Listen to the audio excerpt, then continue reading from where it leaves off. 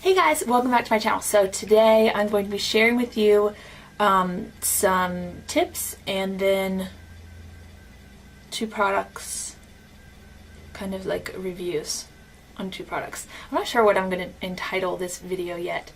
But yeah, before we get started, I have a question for you, and this is totally un-beauty related, but I have been... We're in the process of moving into a new house. We're renovating it, and it's taking much longer than anticipated because of some electrical issues, and it's really frustrating because they're not working on it. Like, I go over there and I see that no one is there. No one is working. But anyway, that's a whole nother story. I was over there the other day with Everett because I've already moved half of our belongings into the house, and there was a giant fox in the backyard.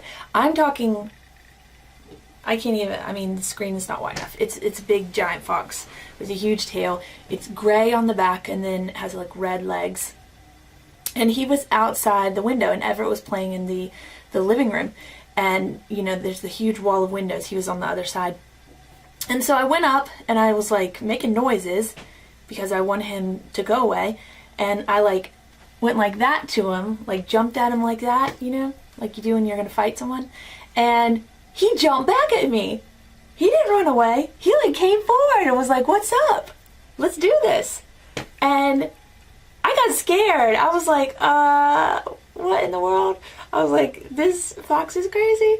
And I'm really worried about it, not only for Everett when he's playing in the backyard, because there's a lot of woods back there, but my dogs. I have two small dogs, Sunny, who is a long-haired Chihuahua, and Coco, who has made an appearance on my channel before, but she's like a Maltipoo, yeah, mix, small, you know, 7-pound dog.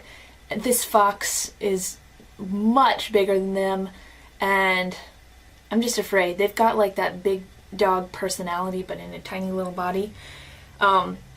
So my question for you, this long, over-detailed rant, should I be worried about that? Is that fox going to come after my family? Should I call animal control? At first I was like, ooh, pretty, but then I started thinking about it and I was like, ugh. I don't know what to think. The house has been empty for over a year. So I guess he's just staked his claim and he's just going to take over. I don't know. Anyway. Sorry for the rant. Just comment below if you've ever had any kind of fox situations. I live in the city and I'm not used to these situations. I don't know. I don't think he has rabies, I'll say that. So, let's get on to the makeup. Lashes. I have kind of an issue with lashes. They're not that easy for me to put on. I think it's because of my eye shape. But whenever, like, the inner part, I try to glue it down, and throughout time it always flips up. And it's kind of embarrassing. I don't like walking around with, like, a wonky eyelash flipping up. So I think I've come to terms with it. This is what happens. I come to terms with it, and then I try it again, and it doesn't work. And then I don't try it for a while and try it. But anyway, what I've been doing is taking these Kiss lashes. They're very full, dramatic for me, and then I cut them in half and I just put them on the outer part, because the problem is the inner, where my eye curves towards the inner part. That's the part that never stays glued, but the outer parts do stay glued. And when you're doing a winged eye, I think it looks very nice to have like fuller lashes on the outside of your lash line, and that's really helped me. These are pretty cheap. I mean, I don't remember how much they cost exactly, but obviously you're getting 4 sets because you're cutting 2 in half, and I really like them. They're in the number 3, and that's what I have on my lashes today, and they are staying put. I don't even know if you can even tell I have them on, but I can tell. One of the problems I have with makeup is I don't want people to know that I have makeup on, and as soon as you start looking cakey, people can tell. And you don't want to look mask-like. And what I have found that really combats that is this trick I'm about to show you. What I used to do is I would take my powder and my large powder brush from Real Techniques, and I would and then just put it all over my face to set my makeup. What I found is I don't actually need that much powder, and the powder is what's causing me to look cakey and causing my makeup to show up so readily on my face.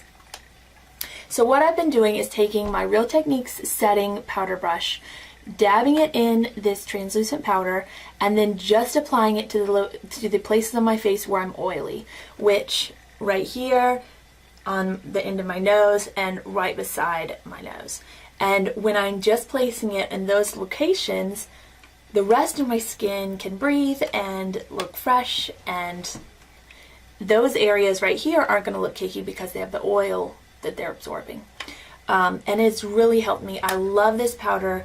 Everybody talks about it. The packaging isn't great, doesn't look fancy, but it's cheap and it works. And the translucent really is translucent. Sometimes the translucent can pull kind of white, but in this case, I really like it. I'll update you as the summer comes and I get darker to tell you if this color still works. But you can pick this up wherever they sell Rimmel.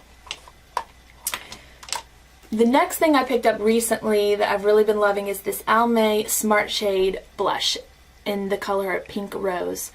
Now, Rimmel also has a similar product, a blush that's in a squeeze tube like this, and both of those products are not high coverage, so they're very sheer. So what I like to do with this is to put it on underneath my powder blush, and it helps my powder blush to look more vibrant and to stay all day because it's kind of a little bit tacky because I put the powder on while this is still hasn't dried yet, and I really like it. Would not wear this on its own. It appears to be kind of not shimmery, but pearlescent when you put it on your hand, but I really don't notice that on my cheeks. I think it comes off very nicely. I got this at Big Lots, so it's probably going to be discontinued. I got this in an Ipsy bag recently. It's the Velvet Gel by Phyto C. High hopes for this because it's so expensive, and it is weird. I don't know. I don't like it. I haven't seen dramatic results, but I haven't used it. I've only used it, a few weeks. It's very sticky, and it stays sticky until you take it off. So it's like you're putting this red, sticky syrup all over your face. Ugh, I don't know. I'm a very tactile person. I do not like that at all. So I will not be buying the full size of this. I might try to use it up, but I'm not really sure. I wanted to talk about this gloss. It's the only Marvelous Moxie gloss I have from Bare Minerals, and I don't hear a lot about these on YouTube, but I wanted to share it. This looks so beautiful in the tube. I don't know if you're going to be able to tell on camera, but it's like one of those pink, but then it has some gold reflex in it, and it looks very unique. Love it, love it, love it. On the lips, it is super sheer. It looks just like a gloss. It burns. I didn't know the Marvelous Moxie lipsticks were supposed to burn. I guess that has, the plumping to it, which I don't mind, except I'm just so used to highly pigmented stuff. So if you pick this up, you're just going to want to wear this with a color underneath, and then you put this maybe on the center of your lips just to give some extra dimension to it. But just know that when you look at the color in the tube, it's not going to be the color that actually comes off. Let me see if I can do a swatch on my hand for you. Love the applicator. I'm really packing this on, but I don't know. In the swatch, it doesn't look that bad. But on the lips, I guess just because my lips are kind of that same color, it just kind of disappears and just looks like super shiny gloss. Anyway, that's what I'm going to share with you today. And I will see you guys next time. Bye.